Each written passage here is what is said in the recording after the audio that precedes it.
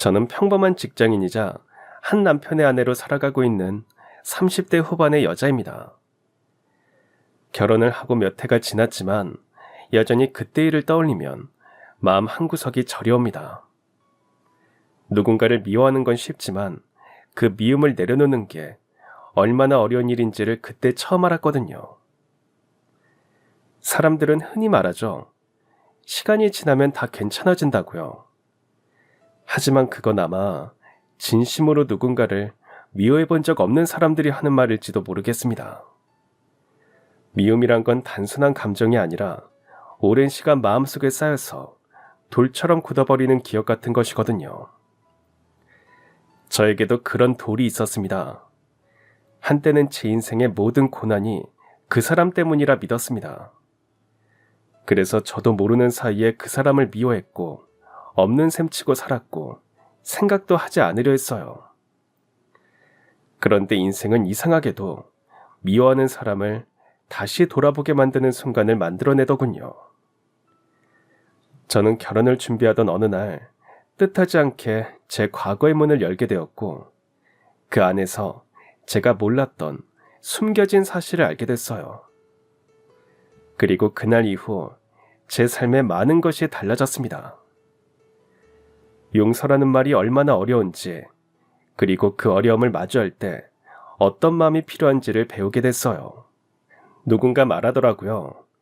미움도 사랑처럼 결국은 이해와 용서로만 비워낼 수 있다고요. 예전엔 그 정확한 의미를 몰랐지만 과거의 문을 열게 된 그 일을 계기로 조금이나마 이해할 수 있게 되었습니다. 그 일이 어떤 일인지 지금부터 시작해 보겠습니다. 저는 외동딸이었습니다. 엄마는 가정주부였고 항상 가장 가까이에서 많은 사랑을 주셨지만 아빠는 바쁜 회사원이었습니다. 그래서 집보단 밖에 있는 시간이 길었고 얼굴 마주보며 이야기하는 게 어려울 정도였어요. 주말이 지나고 월요일이 되면 다른 친구들은 아빠랑 자전거도 타고 주말마다 외식도 간다며 자랑을 하는데 저는 내세울 만한 이야기가 없었어요. 그래서 제가 하나라도 더 잘해야 아빠가 나를 좋아하고 자주 놀아줄 거라 생각했습니다. 예쁨 받기 위해 공부도 열심히 했어요. 한 번은 제가 받아쓰기 100점 맞은 적이 있었는데 그날 마침 아빠도 일찍 들어오셨더라고요. 아빠는 평소처럼 집에 들어오자마자 안방으로 들어갔습니다. 엄마, 아빠한테 나 받아쓰기 100점 맞은 거 자랑해도 돼? 수영아, 지금은 좀 그렇고 아빠 피곤하실 텐데 내일 아침에 말씀드리자. 알겠지? 아빠는 항상 피곤했고 저는 늘 아빠의 눈치를 봤습니다. 다음날 아침 세 식구가 같이 밥을 먹을 때 저는 용기를 냈습니다. 100점 맞은 받아쓰기 공책을 내밀며 말했어요. 아빠 이것 보세요. 저 학교에서 받아쓰기 100점 맞았어요. 받아쓰기 100점? 그게 뭐 대단하다고. 그 정도는 학교 가면 다 아는 거지. 당연히 칭찬을 받을 줄 알았는데 아빠의 말은 찬물 같았죠. 당황스러움에 얼굴에 열이 확 올랐습니다. 그때 엄마가 젓가락을 내려놓으며 한숨을 쉬며 아빠에게 말했습니다. 당신은 왜 말을 그렇게 해?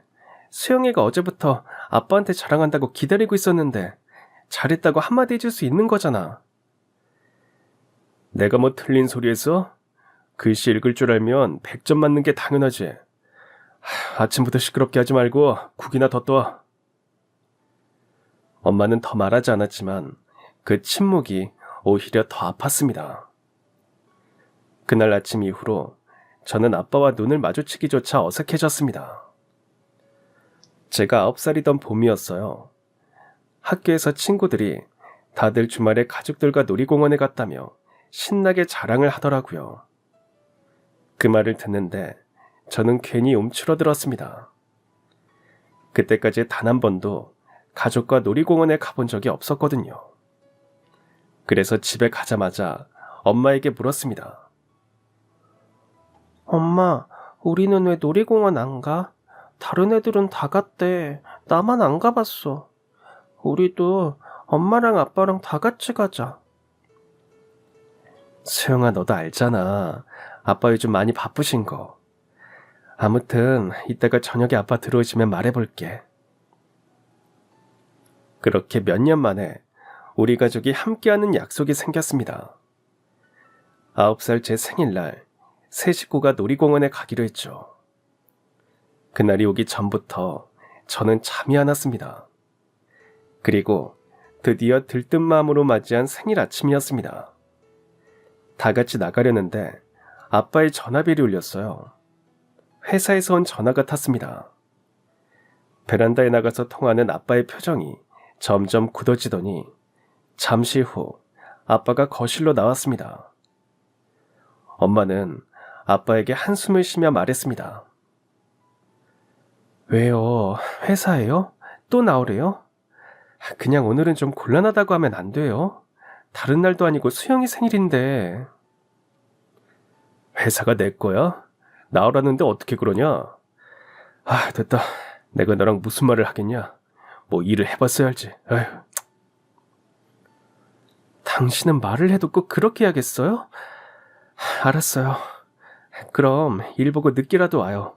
수영이랑 먼저 가서 놀고 있을 테니까. 알았죠? 회사 일이 어떻게 될지도 모르는데 그냥 나 기다리지 말고 둘이 놀아. 아빠는 그렇게 뒤도 돌아보지 않고 나가버렸습니다. 덩그러니 남겨진 저는 눈물이 나왔죠. 서럽게 오는 제게 엄마는 둘이 가서 놀고 있으면 아빠가 올 거라고 달랬지만 그날 아무리 기다려도 아빠는 오지 않았습니다. 그리고 저는 처음으로 확신했습니다. 아빠는 나를 좋아하지 않는다고요. 그날 울다 지쳐 잠들었던 저는 새벽에 화장실에 가려고 눈을 떴습니다. 그런데 조용히 할 집이 이상하게 시끄러웠어요. 거실로 나가보니 안방에서 엄마와 아빠의 싸우는 소리가 들려왔습니다. 문틈 사이로 불빛이 새어나왔고 화난 두 분의 목소리가 흘러나왔죠. 아무래도 낮에 있었던 일 때문인 것 같았어요. 자세한 말들은 다 기억나지 않지만 아빠의 목소리는 거칠었고 엄마는 울먹였던 것만은 또렷하게 남아있습니다. 저는 거실에 조용히 서 있다가 무서워서 제 방으로 돌아와 이불을 덮었습니다. 괜히 내가 놀이공원 가자고 고집을 부려서 두 분이 싸우는 것 같아 죄송스러웠죠. 그날 이후로 두 분은 자주 싸우기 시작했습니다. 이유도 점점 사소해졌어요. 그리고 싸움이 끝나면 엄마의 얼굴이나 팔에 멍이 들어있는 날이 많아졌습니다. 엄마는 별거 아니라며 웃었지만 그 웃음이 점점 낯설었습니다. 그리고 아빠는 어느 날부터인가 집에 들어오지 않는 날이 많아졌습니다. 어쩌다 들어오면 그날은 어김없이 큰 소리가 났습니다. 쾅 하고 문 닫는 소리, 그릇이 바닥에 부딪히는 소리, 그리고 엄마의 울음소리. 그럴 때마다 할 수 있는 게 없던 저는 매번 방 안에서 귀를 막아야 했어요. 그러던 어느 날 밤, 저는 엄마의 울음소리를 듣고 참지 못하고 거실로 뛰어나갔습니다. 엄마는 벽 쪽에 밀려 있었고 아빠는 손을 들고 있었습니다. 저는 본능적으로 엄마 앞에 서서 아빠에게 소리쳤습니다. 아빠 그만해요. 엄마한테 그러지 마요. 네가 지금 어른들 일에 끼어드는 거야? 너도 한번 혼나봐야 정신 차리겠어? 아빠가 제게 소리치자 이번엔 엄마가 저를 끌어안고 말했습니다. 김현태, 너 내 딸한테 손끝 하나라도 대봐. 그날로 진짜 끝이야. 와, 두 모녀가 아주 가관이다, 가관이야. 그래, 둘이 여자라고 한편이다 이거지? 좋아, 난 빠져줄 테니까 너희 둘이 잘 먹고 잘 살아봐. 어휴. 문이 쾅 닫히는 소리와 함께 아빠는 나가버렸습니다. 엄마는 한동안 저를 끌어안은 채로 있었고 그 어깨는 작게 떨리고 있었어요. 엄마가 그러는 모습은 처음이었어요. 그래서 어린 마음에도 이건 단순한 싸움이 아니라는 걸 느꼈습니다. 그 후로 집안은 더 조용해졌습니다. 아빠는 거의 들어오지 않았고 엄마는 말수가 줄었습니다. 그리고 제가 10살이 되던 해 부모님은 결국 이혼했습니다. 엄마와 저는 외가가 있는 작은 도시로 내려갔습니다. 이사 첫날, 저는 짐 정리를 하고 있는 엄마에게 물었습니다. 엄마, 아빠는 이제 다시 못 보는 거야? 김수영, 엄마가 말했지. 이제 아빠는 못 보니까 아빠에 대해서 궁금해하지도 말라고. 생각해봤자 좋을 거 없으니까 원래부터 없는 사람이라 치고 살아. 알겠어? 차가운 엄마의 말에 고개를 끄덕였고 엄마는 짐에 섞여있던 아빠의 흔적은 모조리 버리고 말았습니다. 사진 한 장 남겨두지 않았죠. 그날 이후 저는 엄마 앞에서 아빠 이야기를 꺼내지 않았고 아빠도 저를 찾지 않았어요. 처음엔 그래도 아빠니까 혹시 제 생일날이라도 전화가 올까 기다리기도 했지만 아무 일도 일어나지 않았습니다. 저는 그런 아빠에게 서운함을 느꼈어요. 그리고 엄마와 둘이 사는 게 익숙해질 무렵에는 아빠라는 이름도 마음속에서 흐릿해졌습니다. 이혼 후 엄마는 말 그대로 하루하루 버텨야 했습니다. 오랫동안 전업주부로 살던 엄마에게 세상은 너무 낯설고 냉정했죠. 그래서 돈이 될 만한 일이라면 가리지 않고 닥치는 대로 하셨습니다. 아침 일찍 나갔다가 밤늦게 들어오는 게 일상이었고 손에 물집이 잡히는 건 예산일이었습니다.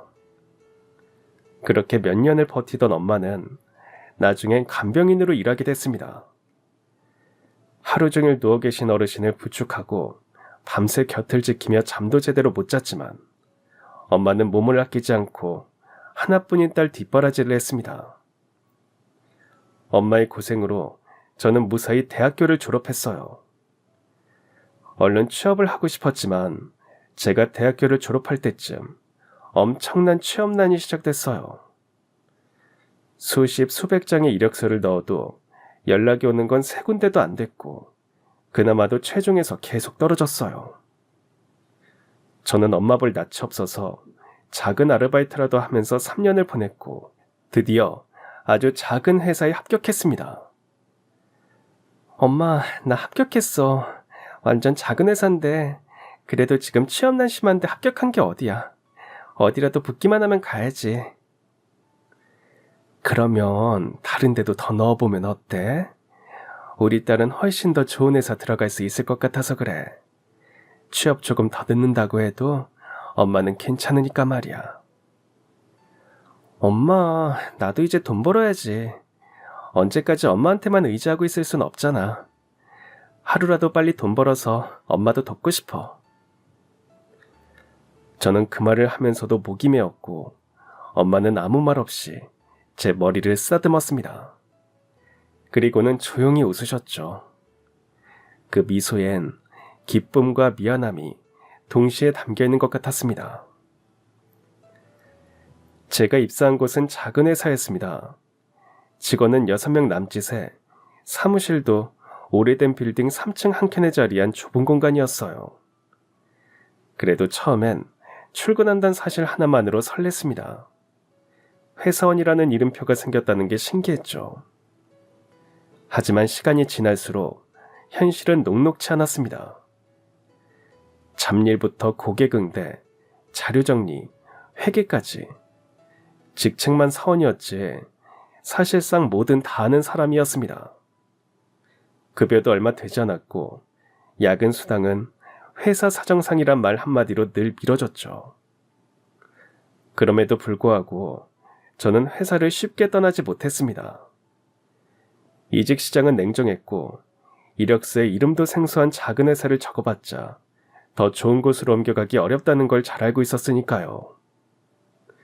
그래서 이렇게 어려운 마당에 일이라도 있는 게 어디냐는 생각으로 스스로를 설득하며 버텼습니다. 그러던 어느 날 회사 근처에서 점심을 해결하려고 들른 작은 식당이 있었습니다. 겉보기엔 평범한 백반집이었지만 음식이 깔끔하고 맛있었어요. 거기서 처음 그 남자를 만났습니다. 식당 사장인 그는 30 초반쯤 되어 보였고 직원들과 함께 분주히 움직이면서도 손님 한 명 한 명에게 친절한 인사를 잊지 않았습니다. 어서 오세요. 처음 보는 얼굴인데 저희 가게는 처음이시죠? 오늘은 김치찌개가 특별히 더 잘 끓여졌으니 그거 드실래요? 처음 오셨으니까 제가 고기 듬뿍 넣어드릴게요. 그는 항상 활기차고 웃는 얼굴이었습니다. 그 모습이 이상하게 인상 깊었고, 그래서 밥을 먹으러 그 식당에 자주 가게 되면서 사장님과도 이름과 안면을 트게 됐어요. 그리고 회사 일로 지치거나 실수해서 속상한 날이면 퇴근 후 눌러 혼자 밥을 먹거나 가볍게 맥주도 한잔 했습니다. 그럴 때마다 그는 어김없이 제 옆에 와서 말을 걸었어요. 수영씨, 오늘은 얼굴이 좀 어둡네요. 회사에서 안 좋은 일 있었어요? 그냥 오늘은 좀 지치네요. 요즘 일이 많았거든요. 야근도 자주 했고요. 그래서 안 하던 실수도 했나 봐요. 저 오늘 주문량 실수해서 아주 크게 깨졌거든요. 지칠 땐 밥 제대로 먹는 게 제일 중요해요. 배가 든든하면 마음도 조금은 편해지거든요. 그는 단순히 손님으로서의 예의를 넘어서 진심으로 사람을 위했습니다.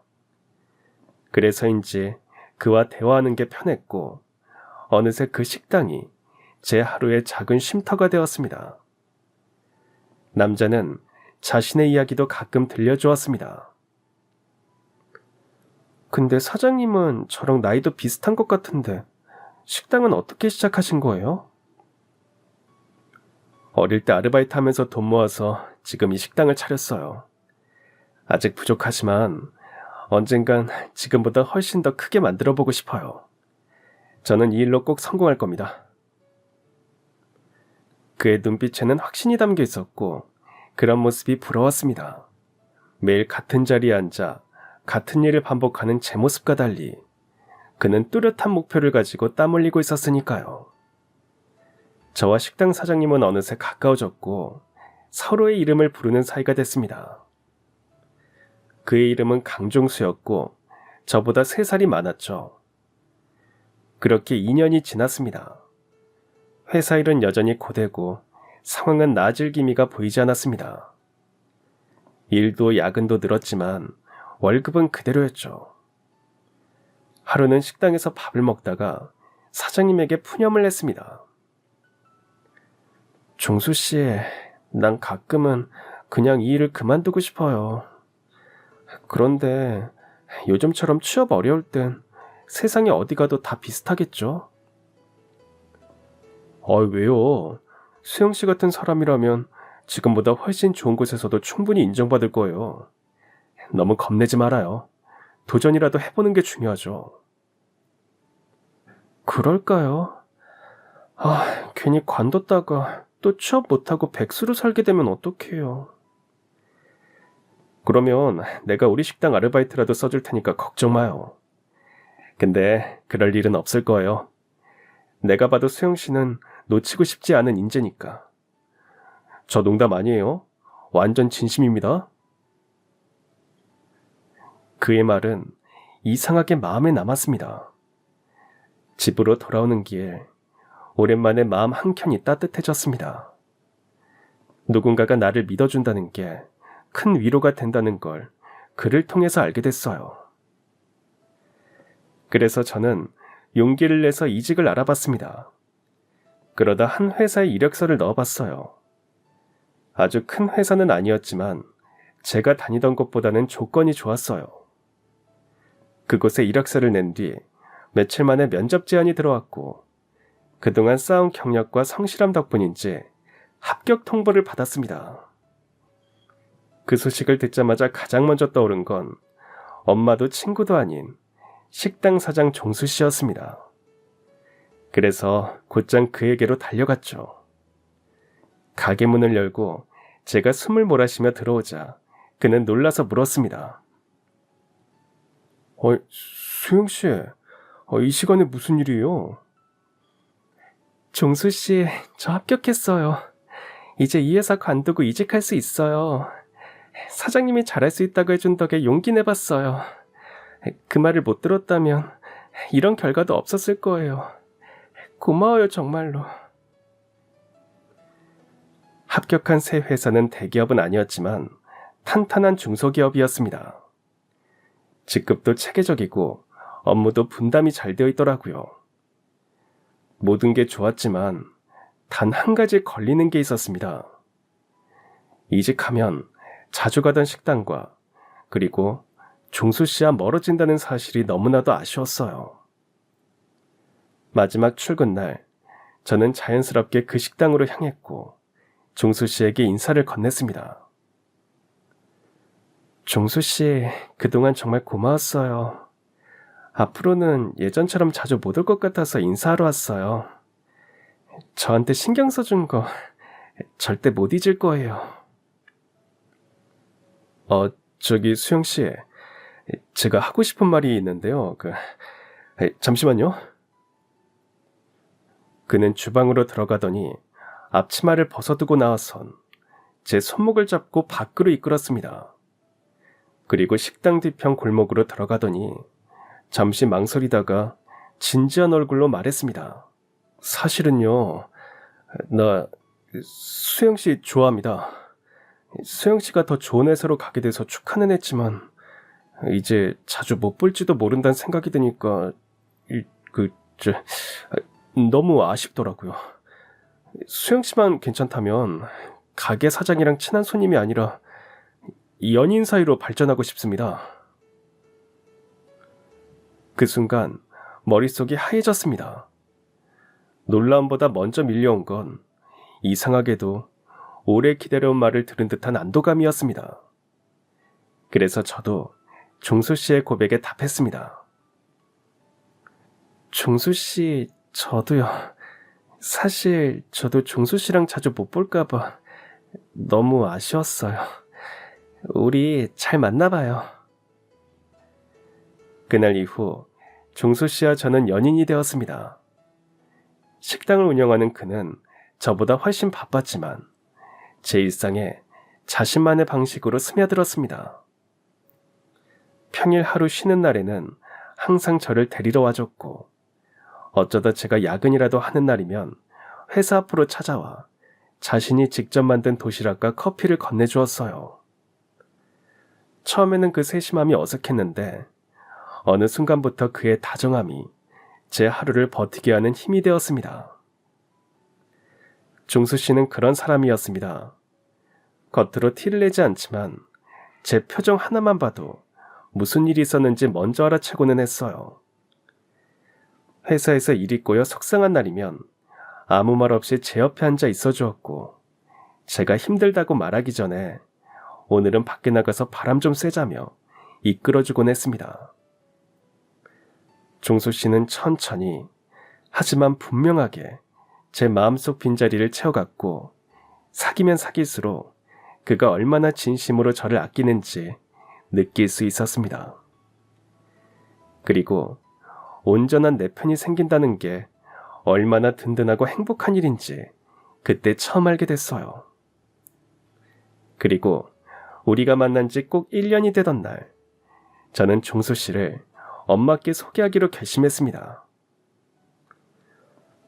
저 엄마, 나 있잖아. 엄마한테 소개해주고 싶은 사람이 있어.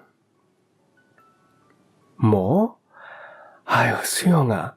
드디어 그 사람 데리고 오는 거야? 뭐야? 엄마, 나 연애하는 거 알고 있었어? 당연히 알고 있었지. 네가 소개해줄 날만 기다리고 있었다니까. 어떤 사람이야? 착하고 따뜻한 남자야. 그리고 항상 내 편이 돼주는 사람이고. 엄마도 분명 좋아할 거야. 그 말을 하고 며칠 후 주말, 종수 씨는 저희 집에 인사를 오기로 했습니다. 엄마는 종수 씨를 맞이하기 위해서 평소보다 훨씬 오래 주방에 서 계셨죠. 그리고 그날 저녁, 종수 씨는 정장을 차려입고 꽃다발을 들고 찾아왔습니다. 어머님 처음 뵙겠습니다. 강종수라고 합니다. 아유, 어서 와요. 많이 보고 싶었어요. 배고프죠? 뭘 좋아하는지 몰라서 많이 준비는 했는데 식당 한다고 하니까 나도 모르게 긴장되더라고요. 아닙니다, 어머님. 저 뭐든지 맛있게 잘 먹습니다. 종수 씨는 엄마가 만든 음식을 맛있게 먹었고 저희는 식사하는 내내 많은 대화를 나눴습니다.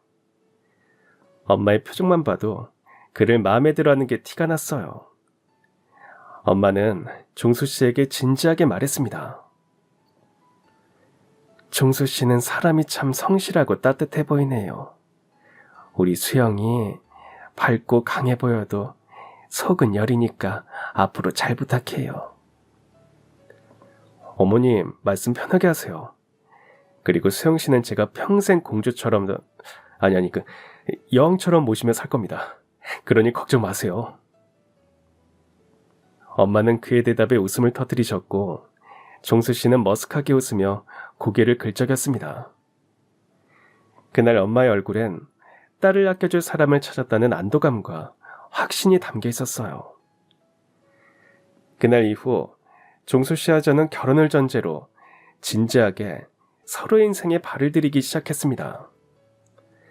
그쯤 엄마는 여전히 간병일을 하고 계셨습니다. 요양원에서 근무한 지도 벌써 몇 년째였죠. 가끔은 야간 근무로 요양원에서 자고 오는 날도 있었습니다. 그래도 보통은 이틀에 한 번 정도였는데 그 시기에는 며칠씩 집을 비우는 일이 잦아졌어요. 저는 엄마의 건강이 걱정됐습니다. 엄마, 요즘 요양원에서 자주 자고 오네. 그러다 몸 상하겠어. 엄마도 이제 나이가 있는데. 괜찮아. 그냥 다른 사람 대신에 야간 근무 좀 서주는 거야. 수당도 받고 나야 좋지 뭐. 엄마는 그렇게 웃어넘겼지만 어쩐지 그 웃음이 힘이 없어 보였습니다. 몇 개월 뒤 저는 새로운 회사에 완전히 적응했습니다. 일도 많고 바빠도 회사 분위기가 따뜻한 덕에 견딜 수 있었죠. 중소기업이지만 성장세도 뚜렷했습니다. 특히 사장님은 직원들 사이에서도 평이 참 좋았어요. 직원들 이름도 다 기억하려고 애쓰셨고 어리다고 무시하지 않고 직급에 상관없이 존댓말을 써주기도 했습니다. 이번에 영업팀에 새로 들어왔다던 그 직원 맞죠? 이름이 아마 김수영 씨. 네, 맞습니다. 제 이름도 다 기억해 주시고. 우리 회사 직원인데 기억해야죠. 앞으로 잘 부탁해요. 힘든 거 있으면 언제든지 말하고요. 회사는 외국 바이어와의 거래가 많았기 때문에 사장님은 사무실보다 해외에서 보내는 시간이 더 많았어요. 출장이 잦아 한 달 중 절반 이상은 해외에 나가 계셨습니다. 저희 엄마와 비슷한 또래로 보이는데도 지치지도 않고 일하시는 사장님을 보면서 대단하다고 느꼈고 저도 더 열심히 일해야겠다는 생각이 들었습니다. 이직한 회사도 안정되고 연애도 순탄하게 이어지면서 저는 종수 씨와 본격적으로 결혼 준비를 시작했습니다. 양가 상견례도 무사히 끝났고 예식장 예약에 드레스 투어까지 하루하루가 정신없이 바쁘면서도 설렜습니다. 그런데 청첩장이 인쇄되어 나온 날 문득 한 가지가 마음에 걸리더라고요. 바로 아빠였습니다. 20년 동안 연락 한 번 없는 사람이었지만 그래도 하나뿐인 딸의 결혼 소식은 전해야 하지 않을까 싶었어요. 그건 자식으로서의 도리 같았습니다. 그래서 고민을 하다가 엄마에게 조심스레 물었습니다. 엄마, 혹시 아빠 소식 알아? 들은 거 없어? 뭐? 갑자기 아빠는 왜? 수영이 너 설마 결혼한다고 연락하려고 그래? 아서라, 하지마. 그 사람 이제 우리랑은 아무 상관없는 사람이야. 엄마, 아무리 그래도 외동딸이 결혼하는데 아무 말도 안 하긴 좀 그렇잖아. 그래도 아빠인데 결혼식엔 부르는 게 자식된 돌이 아닐까 싶어. 그 사람 불러서 뭐하게. 됐어. 지금까지 아빠 노릇도 안 한 사람인데 자식된 돌이는 무슨. 아휴. 엄마의 반응은 예상보다 훨씬 격했습니다. 저는 말문이 막혔죠. 그런데 한편으로는 이상한 느낌이 들기도 했습니다. 단순히 보기 싫은 전 남편에 대한 반응이라기엔 엄마의 얼굴이 너무 심각했거든요. 그날 밤 저는 오랫동안 잠을 이루지 못했고 결국 엄마 몰래 아빠에게 연락이라도 해보기로 마음먹었습니다. 결혼식에 오든 안 오든 그건 아빠의 선택이지만 적어도 제가 가정을 꾸린다는 소식은 전하고 싶었어요. 며칠 뒤 저는 구청을 찾아가 가족관계 등록부를 열람했습니다. 그런데 서류를 보는 순간 저는 멍해졌습니다. 몇 번이고 다시 확인을 했지만 종이에 적혀있는 사실은 변하지 않았어요. 제가 확인한 사실은 바로 아빠의 사망이었습니다. 아빠는 몇 달 전에 이미 돌아가셨던 거예요. 손끝이 덜덜 떨렸고 도무지 믿기지 않았습니다. 20년 동안 미워하면서도 어딘가에서 여전히 살아있을 거라 생각했던 아빠가 이젠 세상에 없다는 게 실감나지 않았습니다. 그날 집으로 돌아와서도 이 사실을 엄마에게 말해야 하나 말아야 하나 수없이 망설였습니다. 그러다 결국 저녁을 먹다 말고 조심스레 말을 꺼냈습니다.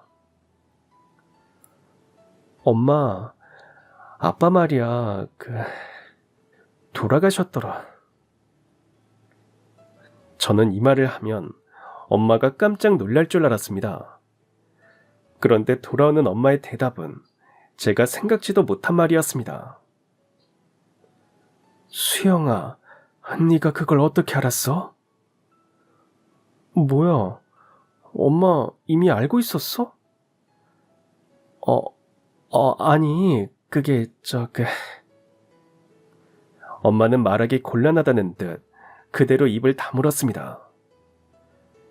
엄마, 아빠 돌아가신 거 알고 있었냐니까? 다 알고 있었으면서 왜 나한테는 아무 말도 안 한 거야? 아무리 아빠가 밉다고 해도 그래도 내가 하나뿐인 자식인데 장례식이라도 갔어야 하는 거 아니야?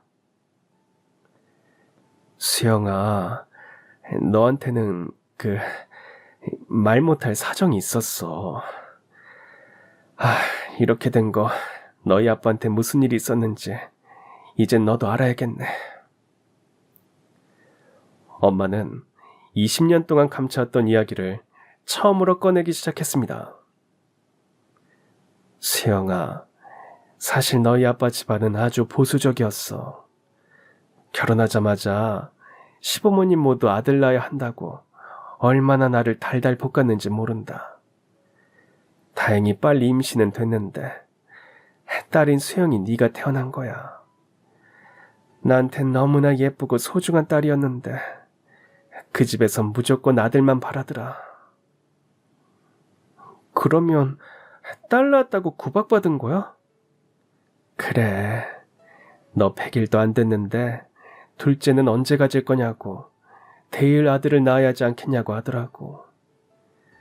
엄마도 처음엔 그 사람들 원하는 대로 한 번 더 임신하려고 노력했어. 근데 쉽지 않았지. 유산도 한 번 했고. 그 뒤로 몸도 마음도 많이 망가졌어.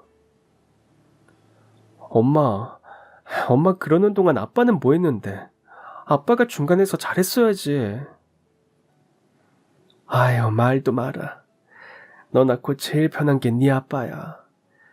말 한마디 건네기도 어려울 정도로 차가워졌거든. 사실 네 아빠가 사업을 해보고 싶어 했어. 그런데 자금이 없으니까 너희 할아버지한테 손을 벌렸는데 뭐라고 하신 줄 아니? 돈 받고 싶으면 아들 낳으라고 했단다. 그 말에 너희 아빠는 완전히 미쳐버렸어. 할아버지 말 듣고 와서 아들 낳으라고 얼마나 닥달을 했나 몰라. 근데 내가 더 참을 수 없었던 건 수영이 너 보면서 왜 하필 딸로 태어나서 자기 앞길 막냐고 뭐라는 거였어. 어떻게 자기 자식한테 그런 말을 할 수가 있니? 엄마의 말에 저는 가슴이 먹먹해졌습니다. 어릴 때 엄마와 아빠가 사이가 안 좋은 건 알고 있었지만 이런 이유가 있다는 건 몰랐으니까요. 엄마 혼자서 얼마나 마음고생을 했을지 안타까웠죠. 유산을 한 뒤 엄마는 임신이 더욱 힘들어졌고 몇 년 뒤 아빠는 다른 여자들을 만나고 다니기 시작했습니다. 그러다 제가 9살이 되었을 때 엄마는 충격적인 사실을 알게 됐습니다. 수영아, 9살 네 생일날 말이야. 그날 기억하니? 그때 우리 다 같이 놀이공원 가기로 했었는데 아빠 회사에서 연락 오는 바람에 엄마랑 나랑 둘이만 갔었잖아. 결국 아빠는 오지도 않았고. 그날 엄마는 아빠가 다른 여자랑 살림 차렸다는 걸 알게 됐어. 놀이공원의 모든 것도 다 그 여자 때문이더라. 그 여자 임신했었어. 그리고 며칠 뒤에 그 여자가 아들을 낳았대. 엄마의 말에 저는 입을 다물지 못했습니다. 바람을 피웠다는 것도 믿기 힘들었는데 불륜녀가 임신까지 했을 줄은 상상도 못해본 이야기였죠. 엄마는 그때의 기억에 몸서리치며 말을 이어갔습니다. 내가 따졌더니 네 아빠가 뭘 했는 줄 알아?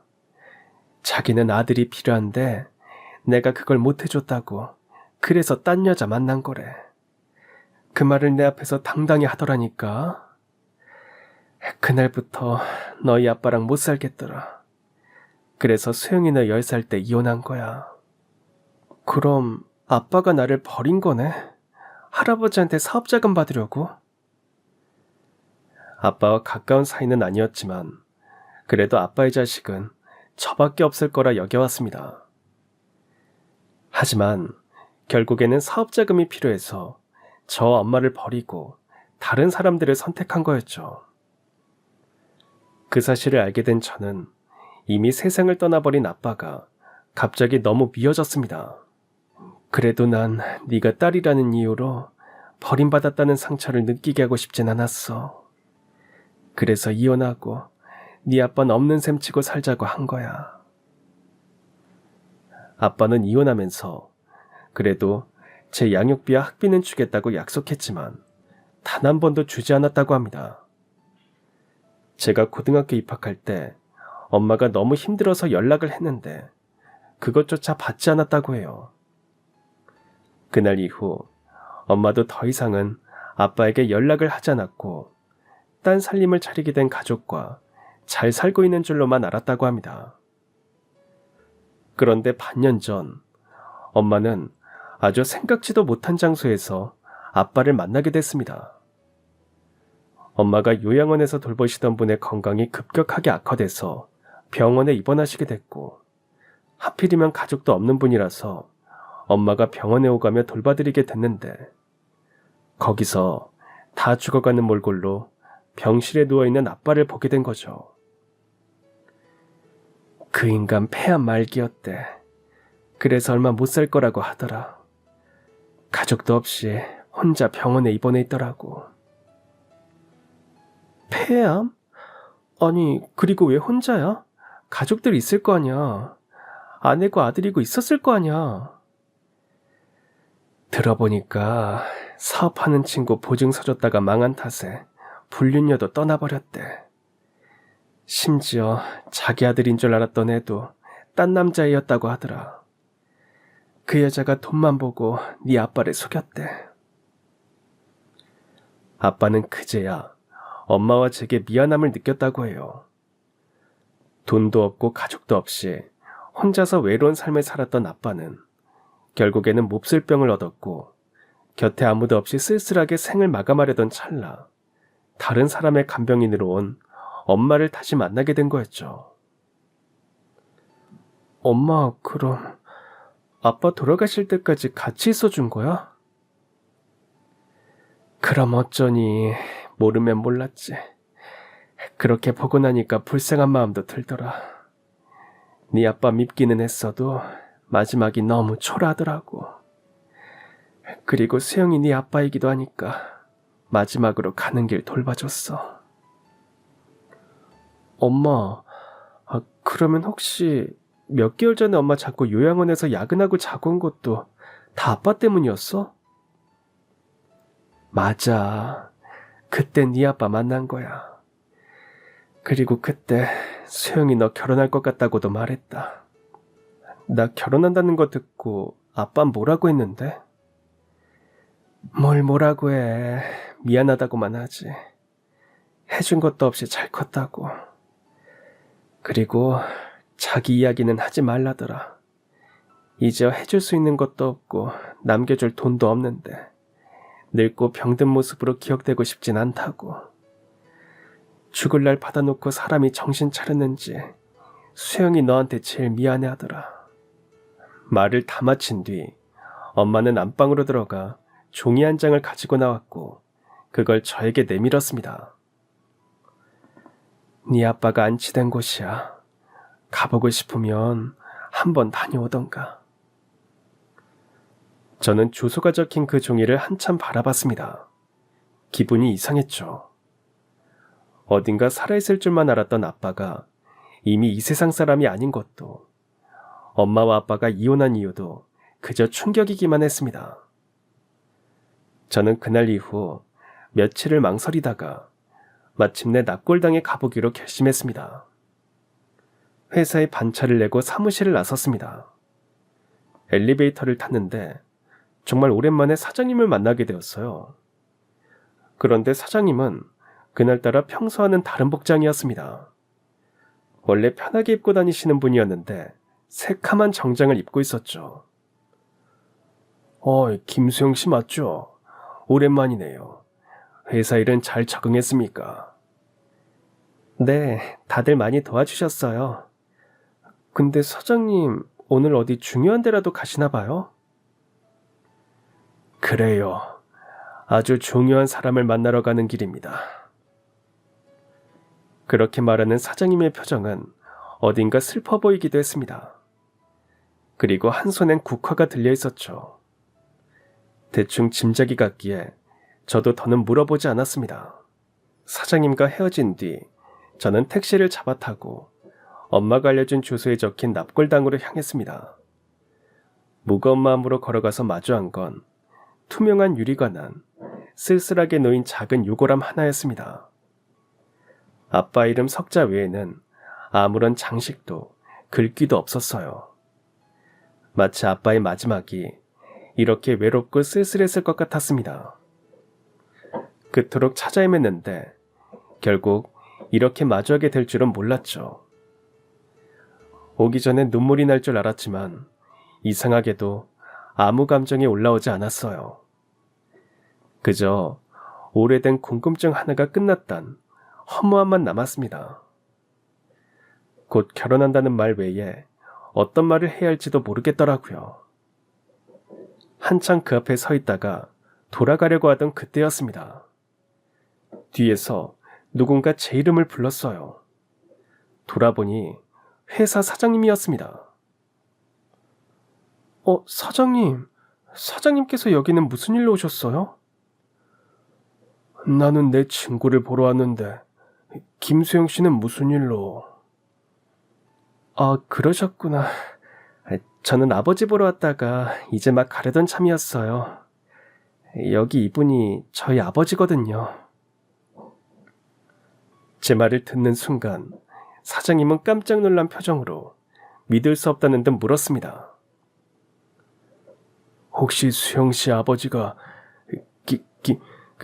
김현태 맞습니까?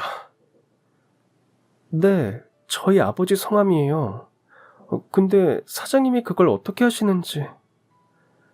세상에, 수영 씨가 현태 딸이라니, 이런 우연이 있나? 사장님은 눈물을 글썽이며 다가오더니 제 손을 꼭 잡았습니다.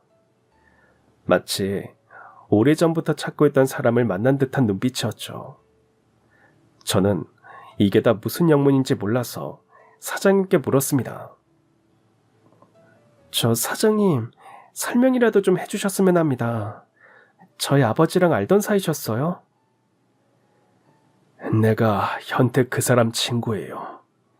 내가 어려울 때 유일하게 나를 도와준 사람이 바로 수영 씨 아버지 현태였어요. 그런데 내가 그 친구 인생을 망치고 말았지. 내가 이 회사를 차리기 전에도 사업을 했었는데 그때 수영 씨 아버지가 보증을 서줬어요.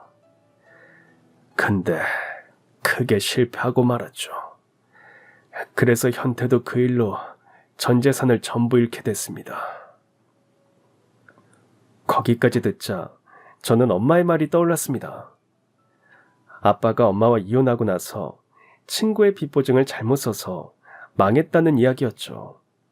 그게 전부 사실이었던 겁니다. 사장님은 제 앞에서 고개를 숙였습니다. 그 뒤로 현태는 완전히 무너지고 말았습니다. 난 그게 너무 미안해서 다시 일어나면 현태 돈부터 다 갚고 망가진 인생을 제대로 보상하고 싶었어요. 그래서 죽을 듯이 고생해서 다시 성공을 하긴 했는데 현태를 다시 찾았을 땐 내가 너무 늦어버렸더군요. 혹시 저희 아버지가 병원에 있을 때 찾으신 거였어요?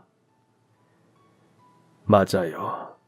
몸도 거의 망가진 상태였고 가족도 친구도 없었죠.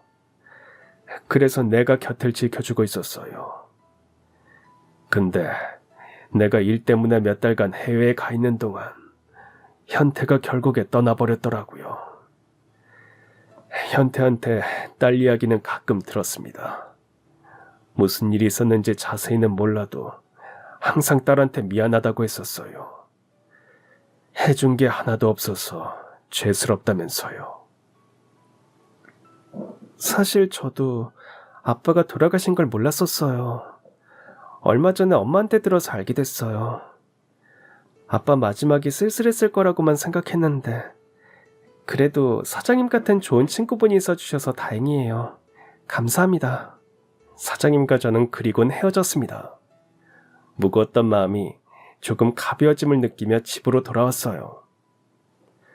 다음날 회사에 출근해 일하고 있는데 사장님께서 저를 따로 불렀습니다. 사장실로 들어가자 저를 반갑게 맞아주셨죠. 김수영 씨 어서 와요. 여기 앉아요. 현태 딸이면 나한테도 족하나 다름없는데 내가 말 편하게 해도 될까요? 그럼요, 사장님. 근데 무슨 일로 부르셨는지. 오늘 내가 수영이 널 부른 건 말이다. 결혼 준비가 얼마나 됐는지는 모르겠지만 내가 수영이를 도와주고 싶어서 불렀다. 어제는 다 말을 못했지만 사실 너희 아버지가 나한테 부탁을 남긴 게 있어. 내가 너희 아버지한테 진 빈말이다. 그걸 갚겠다고 했더니 현태가 수영이 네 이야기를 꺼내더구나. 어차피 자신에게 진 빚을 갚아도 쓸 수도 없으니 대신 딸한테 주라고 말이야. 젊은 날 그렇게 버리고 와서 아무것도 해준 게 없으니 그거라도 남기고 싶다고 했어. 폐암에 걸린 아빠는 친구가 돈을 갚아도 쓸 수가 없으니 대신 자신의 딸을 잘 부탁한다는 말을 친구에게 유언으로 남긴 거였습니다. 제가 아무 말도 못하고 앉아있자 사장님은 저를 바라보며 덧붙였습니다. 친구의 유언이기도 하고 갚아야 할 돈이기도 하니 수영이 네가 다 받아줬으면 한다. 결혼식 비용이든 새집을 구하는 데 드는 비용이든 전부 내가 해줄 수 있어. 그러니 부디 받아줬으면 좋겠구나. 그래도 사장님, 너무 갑작스럽기도 하고 제가 받아도 될지 모르겠어요. 아빠랑 연락 안 한 지도 20년이나 지났고요. 수영아, 너희 아버지가 하나뿐인 딸에게 해주는 거라 생각하고 부담 갖지 마라. 그리고 이게 너희 아버지의 마지막 유언이기도 하니까. 당장 결론을 내릴 수 없었던 저는 사장님께 조금 더 생각해보겠다고 한 뒤 집으로 돌아왔습니다. 그리고 엄마에게도 낮에 사장실에서 있었던 일을 말했어요. 아야, 그 인간 그래도 아주 염치가 없진 않구나. 엄마는 말이야, 네가 그 돈 받아도 된다고 생각해. 평생 해준 거라고는 아무것도 없는 아빠가 마지막으로 뭐 하나라도 해주고 싶어서 그런 유언을 남긴 게 아니겠니? 엄마도 우리 사정만 넉넉하면 너한테 뭐라도 하나 더 해주고 싶어. 그런 게 부모 마음이고, 그 돈도 네 아빠가 마지막으로 남긴 마음이라고 생각하면 돼. 아빠도 엄마처럼 수영이 네 삶을 조금이라도 편하게 해주고 싶었을 거야. 엄마의 말에 저는 마음이 한결 가벼워졌습니다. 너무 늦었지만 아빠가 저를 생각한 마지막 마음을 느낄 수 있었어요. 그리고 이제 비로소 젊은 날 하나뿐인 딸을 버리고 떠난 아빠와 조금이나마 화해할 수 있을 것 같은 느낌이 들었습니다. 다음 날 저는 사장님을 찾아갔습니다. 사장님은 언제나처럼 다정하게 반겨주셨어요. 아이, 수영이 왔구나. 그래서 어머니랑 상의는 해봤어. 네, 아빠의 뜻이니까 감사히 받겠습니다. 그래, 잘 생각했다. 너희 아버지가 네 결혼과 새로운 삶을 응원한다고 생각하면 돼. 먼저 떠난 네 아버지도 이제 편히 눈 감을 수 있을 거다. 이제 남은 건 수영이 네가 행복하게 사는 것뿐이다. 저는 사장님이 아빠에게 갚아야 할 돈을 받게 되었습니다.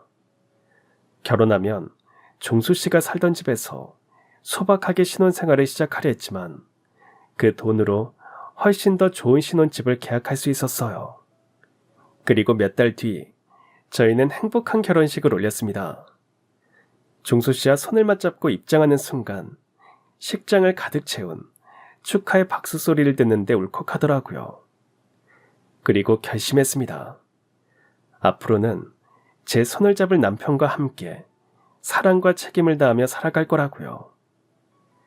그날 곁에는 없지만 아빠의 마음을 느끼며 감사와 감동 속에서 결혼식을 마쳤고, 이제 남편이 된 종수 씨와 함께 새로운 삶의 첫걸음을 힘차게 내디뎠습니다. 이 일로 저는 아빠에게 버림받았다는 사실을 숨겨주려 한 엄마의 마음도, 이혼은 했지만 후회하고 자신의 잘못을 뉘우치고 죽어간 아빠의 마음도 모두 이해할 수 있게 됐어요. 그리고 얼마 전 저희 부부에게는 새 생명이 찾아왔습니다. 그 소식을 들었을 때 저는 한참 동안 말을 잇지 못했습니다. 기쁨과 두려움, 그리고 묘한 울컥함이 한꺼번에 밀려왔거든요. 엄마에게 임신 사실을 알렸을 때 엄마는 제가 좋은 부모가 될 거라며 크게 기뻐하셨어요. 돌이켜보면 제 인생은 미움과 상처로 시작했지만 결국 용서와 사랑으로 끝맺고 있는 것 같습니다. 엄마를 이해하게 되면서 부모가 된다는 것이 어떤 의미인지 조금은 알게 되었고, 아빠를 용서하게 되면서 제 안에 오랫동안 남아있던 어둠도 비로소 사라졌습니다. 이제는 과거를 원망하지 않습니다. 그 모든 시간이 지금의 저를 만들었고, 그 끝에 이렇게 소중한 생명이 찾아와 주었으니까요.